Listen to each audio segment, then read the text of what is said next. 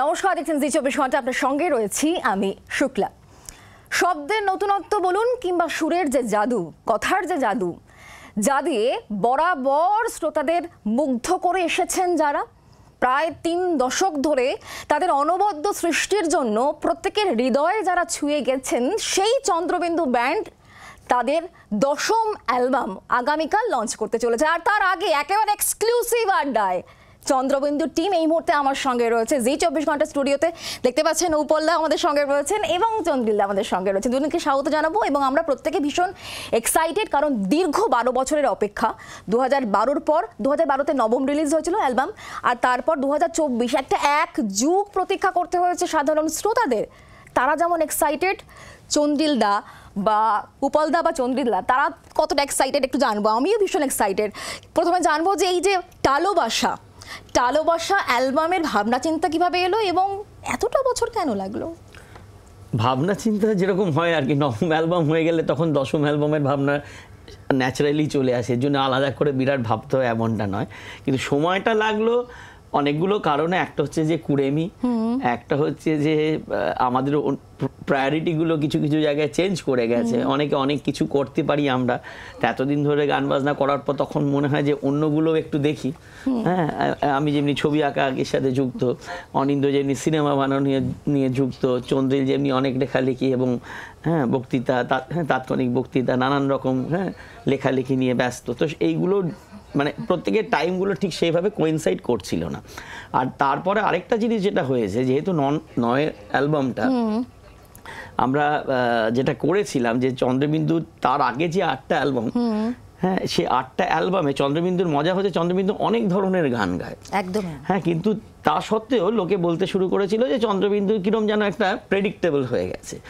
তো তখন আমরা প্রশ্ন করেছিলাম আমাদের যারা গান শোনে, আমাদের যারা ভক্ত, যে এই কথাটা বলছিস কেন? কেন চন্দ্রবিন্দু যদি একটা গান কীর্তনাঙ্গের হয় তো অন্যটা রক, তো অন্যটা রেগে, অন্যটা ক্যালিপসো, তা সত্ত্বেও এটা বলছিস কেন? এবং লেখার দিক থেকেও একটা যদি রোম্যান্টিক গান হয় তো অন্যটা স্যাটায়ার, হ্যাঁ, তো কোনোটা একদম পাতি চ্যাংরামির গান, তো তাহলে কি করে প্রেডিক্টেবল হচ্ছে? বলছে না, তোদের অ্যালবামের এই যে মিশ্রণটা, যে আমি জানি যে চন্দ্রবিন্দুর অ্যালবাম মানেই প্রথম গানটা হয়তো একটা নর্মাল গান থাকবে, তারপরটাই একটা খুব রোম্যান্টিক গান থাকবে, সেটা আদরের নৌকো কোনো অ্যালবামে হতে পারে, এবড়ো খেবড়ো রং অন্য অ্যালবামে হতে পারে, তারপরে একটা স্যাটায়ার থাকবে, হ্যাঁ, যেখানে চন্দ্রিল একদম বিধে দিচ্ছে সমাজকে কিংবা অন্য কিছু। তো এই যে একটা প্রেডিক্টেবিলিটি, সেটা কিন্তু প্রত্যেকটা অ্যালবামের মধ্যে এই প্যাটার্নটা রয়েছে। তখন আমরা ভাবলাম তাহলে 9 নম্বরে আমরা এই প্যাটার্নটা ব্রেক করি। এবারে আমরা সব রকমই গানই প্রায় গেয়ে ফেলেছি, তো প্যাটার্নটা ব্রেক করা আমাদের কাছে খুব কঠিন কাজ ছিল। এবং সেটা কি এমন একটা প্যাটার্ন, যেটা এমন একটা ধরনের গান যেগুলো আমরা কখনো বানাইনি। তো আলোচনা করে দেখা গেল যে এরকম দুটোই পড়ে রয়েছে, হয়তো আরও পড়ে রয়েছে আমরা জানি না। একটা হচ্ছে ডিভোশনাল গান, সেটা আমরা কখনো বানাইনি। তো আরেকটা হচ্ছে যে খুব ডার্ক অ্যালবাম। চন্দ্রবিন্দুর না যে যতই প্যাটার্ন, যতই গান থাকুক, কোথাও একটা না একটা ফিল গুড ফ্যাক্টর আছে গানগুলোর মধ্যে। এই গানগুলো শুনে খুব মানে খুব কষ্ট হচ্ছে, খুব মানে তেতো লাগছে, হ্যাঁ, গানটা শুনে এ আবার কি এরম কেন দেখাচ্ছে, হ্যাঁ, তো এরম ছিল না। তো তখন আমরা ঠিক করলাম যে চন্দ্রিল বললো যে আমাদের এত কিছু বয়স হয়নি যে আমরা ডিভোশনাল অ্যালবামে চলে যাবো, আর আমি লিখতেও পারবো না। তো চন্দ্রিলকে জোর করে কিছুই লেখানো যায় না, তো ওই জন্য তখন আমাদের ঠিক হলো যে আমরা ডার্ক অ্যালবামে যাব। তো 9 নম্বরটা আমরা কমপ্লিটলি অন্য ধরনের একটা অ্যালবাম করেছিলাম। তো তাতে একটা মজার ব্যাপার হলো যে অ্যালবামটা হলো, আমরা অসম্ভব মানে খুশি হলাম অ্যালবামটা করে। তার কারণ আমরা একটা বিরাট চ্যালেঞ্জ নিজেদের ছুড়ে দিয়েছিলাম। নর্মালি কি হয় যে একটা লোক প্রতিষ্ঠিত হয়ে গেলে তার যদি কোনো গান শ্রোতাদের ভালো লাগে তখন চেষ্টা করে সে সেটাকে রিপিট করতে। আমরা সেই রিপিটেশনের বাইরে গিয়ে একটা কিছু কাজ করলাম এত বছর বাদে, তো সেটা করে আমাদের ভীষণ ভালো লাগলো। কিন্তু খুব হার্ডকোর চন্দ্রবিন্দু ফ্যান ছাড়া ওই অ্যালবামটা লোক সবার যে খুব পছন্দ হয়েছে কিংবা সবাই যে খুব এটাকে গ্রহণ করতে পেরেছে এমনটা নয়। তো তাই জন্য আমাদের যেহেতু 10 নম্বর অ্যালবাম, তো আমরা ভেবেছিলাম যে না, আবার চেনা পথে হাঁটবো, কিন্তু কিছু কিছু জায়গায় চেষ্টা করবে একটু অন্য রকমের কিছু কাজ করতে। তো এইসব ভাবতে গিয়ে যেটা হলো যে দেরি হয়ে গেল। ওকে, মানে তার জন্য অপেক্ষা করতে হলো সাধারণ শ্রোতাদের প্রায় 12টা বছর। একটু বেশি বড় অপেক্ষা হয়ে গেল নাকি? বেশি তো বটেই, এবং আমাদেরও তো বাজে লেগেছে, মানে আমরাও ভাবিনি যে এতদিন লাগবে, কিন্তু হয়ে গেল। আসলে ঝামেলাটা হয় এই যে যখন মনে হয় যে না এটার জন্য সবাই অপেক্ষা করে আছে, খুব ভালো করতে হবে, তখন আরও ঝামেলাটা হয়ে যায়। কারণ তখন মনে হয় এই অ্যারেঞ্জমেন্টটা আরেকটু ভালো করা যাক, এই লেখাটাকে আর 4বার দেখা যাক, এই সুরটাকে আরেকটু ঘষাঘষি করি, এই করতে গিয়ে জিনিসটা আরও দেরির দিকে গড়িয়ে গেছে। তার মানে এবারের যে অ্যালবামটা তাতে সেই প্রেম, ব্যঙ্গ, শ্লেষ, একটু মজা এগুলোরই মিশেল থাকবে, মানে পুরোনো সেন্সটাই থাকবে, তাই তো? আর আরেকটা বিষয় একটু জানবো যে টালোবাসা, এই নামটা ভালোবাসা, টালোবাসা, প্রশ্রয় প্রশ্রয় এরকম ভাবনা চিন্তা থেকে কি টালোবাসা? না, তা ঠিক নয়। আসলে অনিন্দ্যর লেখা একটা গানে তার শেষ লাইনে টালোবাসা শব্দটা আসে, সেই গানটা এইখানে আছে। আচ্ছা, সেই গানটার নাম এখানে আছে বায়না খোকা, কিন্তু গানটার টালোবাসা শব্দটা একদম 5 লাইনে এসে পড়ে। বলা হয় যে যদি ভালোবাসা না দিতে পারো তাহলে অন্তত টালোবাসা দিও আমাকে। সেটা আমাদের এত পছন্দ হয় কথাটা, যে সত্যি ভালোবাসা চাওয়া খুব গেঁড়া কলের ব্যাপার। অনেকে ভালোবাসা দিতে চায় না, বা চাইলে বিরক্ত হয়, বা হয়তো ফেসবুকে কিছু লিখে বসলো, কিন্তু টালোবাসা চাইলে হয়তো অতটা আপত্তি করবে না। তা ভালোবাসা যদি নাও পাওয়া যায়, যদি অনেকগুলো টালোবাসা পাওয়া যায়, তাহলে একটা প্রাপ্তির ব্যাপার হলো। তো সেই জন্য চন্দ্রবিন্দুও ভালোবাসা অনেক পেয়েছে, কিন্তু যদি টালোবাসা তার সঙ্গে আসে, ক্ষতি কি? আচ্ছা, আমি একটা জিনিস জিজ্ঞাসা করবো, সেটা হচ্ছে প্রত্যেকবারই আমরা দেখেছি লঞ্চিং এর সময় কিছু চমক থাকে। যারা সাধারণ শ্রোতা তাদের তো এক্সপেকটেশন এই মুহূর্তে একেবারে হিউজ লেভেলে, 12 বছর পর আসছে, তার মানে অনেক কিছু নতুনত্ব পাবো। তার মধ্যে একটা রেকর্ডিং এর বিষয় শুনতে পাচ্ছিলাম, এটা ঠিক কি? না, সে তো বটে। দেখো, মানে এত বছর 12 বছর পরে অ্যালবাম আসছে, সেটা যেমনি একটা এক্সপেকটেশন তৈরি করেছে, আর আরেকটা এক্সপেকটেশন হচ্ছে যে এটা আমাদের 10th অ্যালবাম। 10th অ্যালবাম মানে এইবারে যদি 10টা অ্যালবাম, 10টা গান থাকে, তার মানে আমরা সেঞ্চুরি করবো আর কি গানের ক্ষেত্রে। অ্যালবামে 10টা করে গান আছে, একটা বেশি 11টা আছে। তো এই যে মানে 100 হাঁকালাম, এই 100 হাঁকানোর তো একটা বিরাট স্যাটিসফ্যাকশন আছে, এটাকে স্মরণীয় করে রাখতে, এটাকে স্মরণীয় করে রাখতে হবে। এবারে মজা হচ্ছে যে সেটা কিভাবে স্মরণীয় করে রাখা যায়। তো সে নানান রকম ভাবনা চিন্তা চলছিল। হ্যাঁ, একটা হচ্ছে যে ওই যে বললাম যে গানের ক্ষেত্রে অদ্ভুত কিছু করা, কিন্তু অদ্ভুত কিছু করতে গিয়ে আমরা দেখলাম 9 নম্বরে যেটা হলো সেটা অনেক সময় একটু গন্ডগোল হয়ে যেতে পারে। হ্যাঁ, তো ওই জন্য আমরা ঠিক করলাম যে না, ওই দিকে হাঁটবো না। তো আরেকটা ব্যাপার যে এছাড়া কি করা যেতে পারে। তো টিটো আমাদের বললো যে দেখো, একটা কিছু ফিজিক্যাল ফরম্যাটে বের করো। এই যে আজকাল যুগ মানে ইয়ে হয়েছে না, যে ট্রেন্ড যাচ্ছে যে যা কিছু হোক সব ইন্টারনেটে থাকবে, সব ওয়েব প্ল্যাটফর্মে থাকবে, সবাই ডাউনলোড করে নিয়ে নেবে। এবার দেখো, ডাউনলোডের একটা সমস্যা হচ্ছে যে আমরা এত যত্ন করে গানটা করলাম, কিংবা শুধু গানের ক্ষেত্রে না, সিনেমার ক্ষেত্রেও দেখো যে ওটিটি প্ল্যাটফর্মে আমরা সিনেমা দেখি, এই যে একজন ক্রিয়েটার সে এত যত্ন করে একটা কাজ করলো, এবার আমি যখন শুনছি, হ্যাঁ, সেই শোনার সময় যদি আমার কিংবা দেখার সময় যদি নানান রকম ডিস্ট্রাকশনের মধ্যে দিয়ে কাজটা দেখি, সেটা কিন্তু সেই শিল্পের প্রতি খুব একটা কি বলবো মর্যাদা যে দেওয়া হলো এমনটা না। এবার তুমি ওটিটি প্ল্যাটফর্মে দেখলে তোমার কিছু করার নেই, ফোন বেজে উঠবে, নয়তো তোমার হঠাৎ একটা নানা রকমের সমস্যা থাকে। আমি খুব এক্সাইটেড, ওইদিকে আমি দেখতে পাচ্ছি, যেটা আমি একটু দর্শকদেরও, আমি তো নিজে দেখতে পাচ্ছি, কিন্তু সাধারণ যারা দর্শক তাদের জন্য, যারা আমাদের লং প্লেইং রেকর্ডটা কিনবেন, তারা প্রথমে এই ব্যাগটা পাবেন। বাহ, এই ব্যাগের মধ্যে রেকর্ডটা রাখা আছে। বাহ, এরপরে যে রেকর্ডটা, তার কাভারটা হচ্ছে এটা, সেটার কালারটা একটু অন্যরকম করা হয়েছে। এবার রেকর্ড যেরকম হয় সেটা খুলে গেলে এই জিনিসটা আসবে, এই পুরো ব্যাপারটা দেখা যাবে। দেখতে পাচ্ছেন আপনারা, আরেকটু দেখি ঠিক আছে, এই জিনিসটা দেখা যাবে। ওকে, আচ্ছা, এর মধ্যে রেকর্ডটা রয়েছে, এছাড়া রয়েছে একটা বুকলেট, মানে বুকলেট বলা ভুল, এটা ভালোই একটা লম্বা চওড়া জিনিস। সেটা হচ্ছে এইটা, যেটা খুললে আবার এর মধ্যে যতগুলো গান আছে তার প্রত্যেকটার কথা দেওয়া আছে, এবং যারা যারা এই অ্যালবামটা তৈরি করতে আমাদের সাহায্য করেছেন এবং আমরা প্রত্যেকের ছবি দেওয়া আছে, পেছনে আবার আর একটা ব্যান্ডের ছবি দেওয়া আছে। ওকে, এই হচ্ছে মোটামুটি ভাবে রেকর্ডটা। এবার রেকর্ডটা তো তুলে দেখিয়ে কোনো লাভ নেই, সেটার গোল মতন যেরকম হয়। কিন্তু যেহেতু আমাদের মানে কথা তো অনেক বলতে ইচ্ছা করছে, শুনতে ইচ্ছা করছে, সময় খুব সংক্ষিপ্ত, তো সেক্ষেত্রে একটু দুকলি গান শুনতে শুনতে আমরা একটা বিরতিতে যাবো, এবং বিরতির পর ফিরে এসে আবারও আলোচনা, কথা এবং গানে থাকবো। আচ্ছা, মারটা বলো, মার গানটা। হ্যাঁ, আচ্ছা, এই যে গানটা, সেটা মার নিয়ে। আমরা জানি যে মার খুব প্রিয় একটা ব্যাপার অনেকের। এই যখন ইন্টারভিউটা হচ্ছে তার আগেই একজন আরেকজনকে বন্দুক দিয়ে মারতে গেছিল, কিন্তু পেরে ওঠেনি, তাই নিয়ে আবার মেয়র খুব রাগারাগি করেছেন পুলিশের। অন্যান্য অনেক হয়, আপনারা নিউজ চ্যানেলে কাজ করেন, ফলে জানেন যে ভোটের আগে মার হচ্ছে বাংলার একটা ঐতিহ্য। তা সেই নিয়ে আমরা একটা গান তৈরি করেছি, মার কত ভালো, মার কত সুন্দর, মার কত প্রার্থিত। সেই গানটার কিছুটা আমরা গাইছি। তা সেটার গোড়াটা হচ্ছে এই গোছের যে পৃথিবীর সব গুরুত্বপূর্ণ জিনিসের গোড়ায় মার থাকে।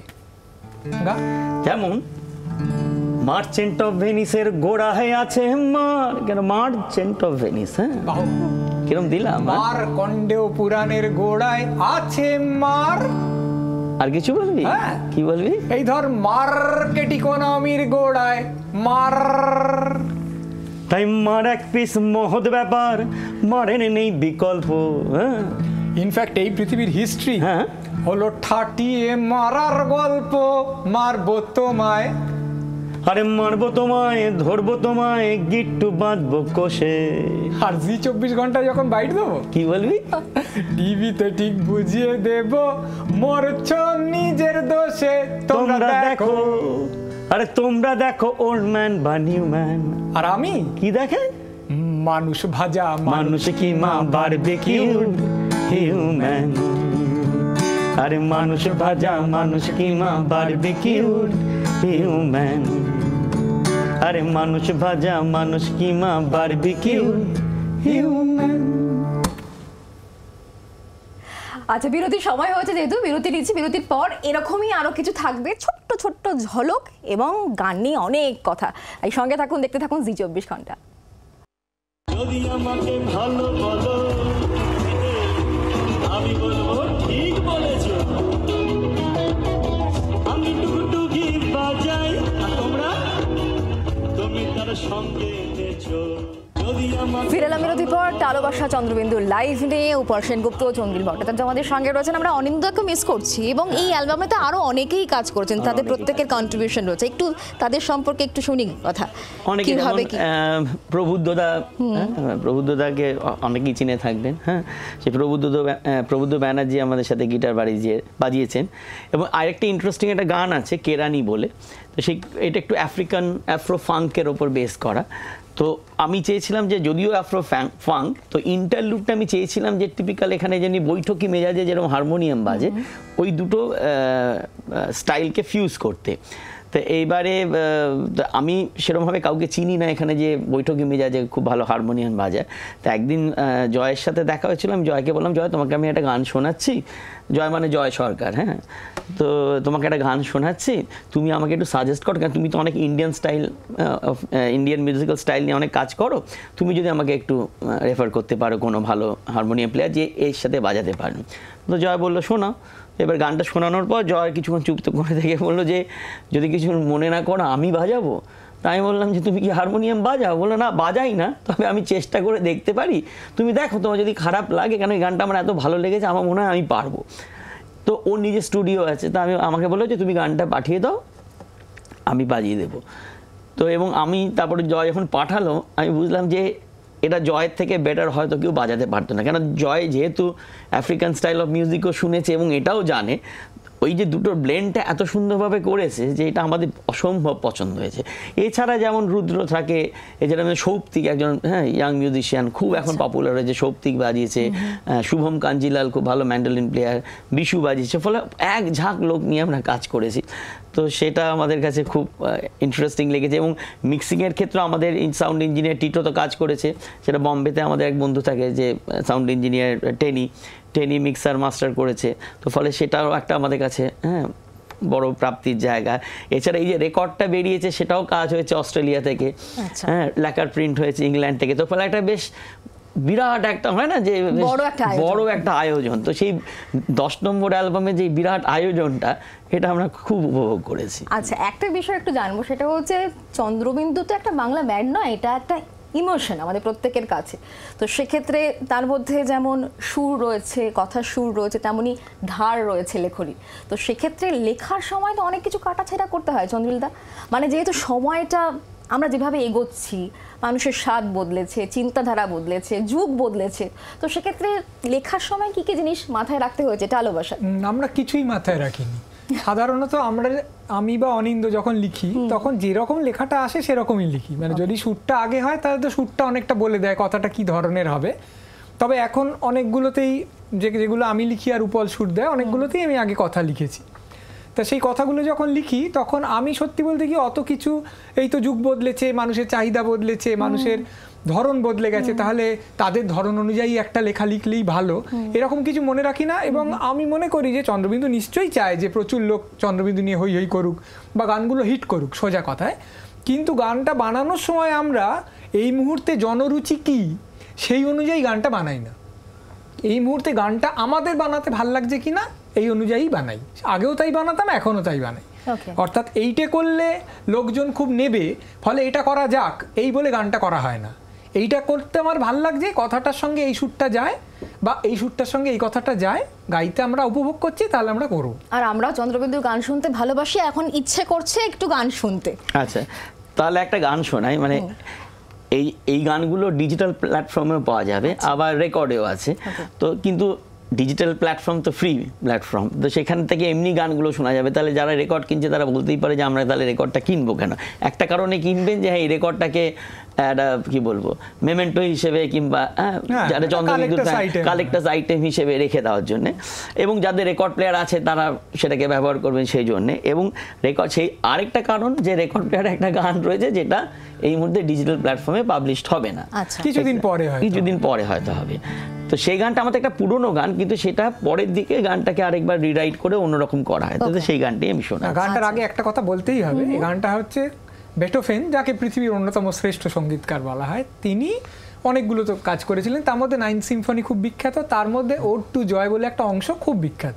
এই গানটা ওড টু জয়ের সুরের উপরেই নির্ভর করে লেখা হয়। আচ্ছা, ঠিক আছে।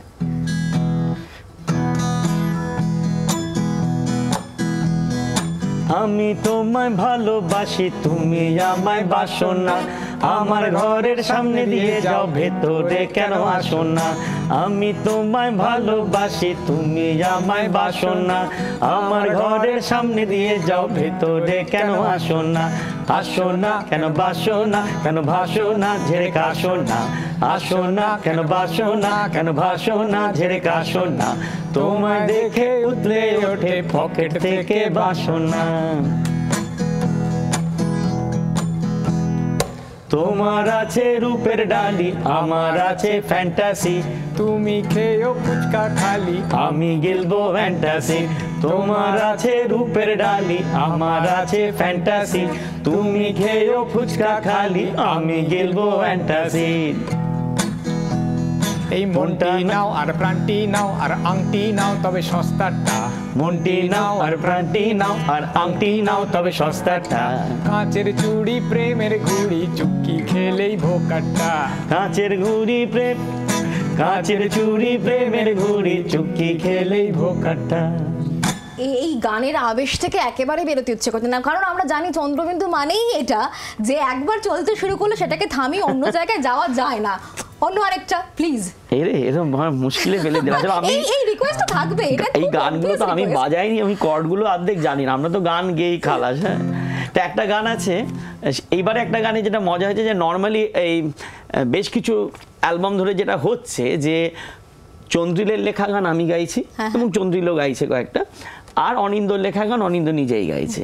তো এইবারে আমি অনিন্দকে বলেছিলাম না এই প্যাটার্নটাকে ব্রেক করতেই হবে। হ্যাঁ, যে আমি চাই যে তোর লেখা গান আমি একটা গাইবো এবং তুইও একটা চন্দ্রিলের লেখা গান গা। কিন্তু সেই চন্দ্রিলের লেখা গান ও আর এবারে গাওয়া হয়নি, আশা করি পরের অ্যালবামেও নিশ্চয়ই গাইবে। কিন্তু অনিন্দর থেকে প্রায় একটা গান ছিনিয়ে নিয়ে আমি গেয়েছি। তো নর্মালি যেটা হয় যে গান অ্যালবামের নাম যেহেতু ভালোবাসা, তো ভালোবাসার গান থাকবে না, হ্যাঁ সেটা তো হতে পারে না। আর চন্দ্রবিন্দু চিরকালই ভালোবাসা প্রোপাগেট করে এসছে। এক মুঠো স্লেশ, এক মুঠো মজা ব্যঙ্গ থাকলে পরে দু মুঠো প্রেম থাকবে। একদমই। তো সেইখানে একটা গান একটু কিছুটা মনোমালিন্য, যে সেটাকে কি বলবো সালভেজ করার একখানা মান ভাঙানোর গান। কারেক্ট।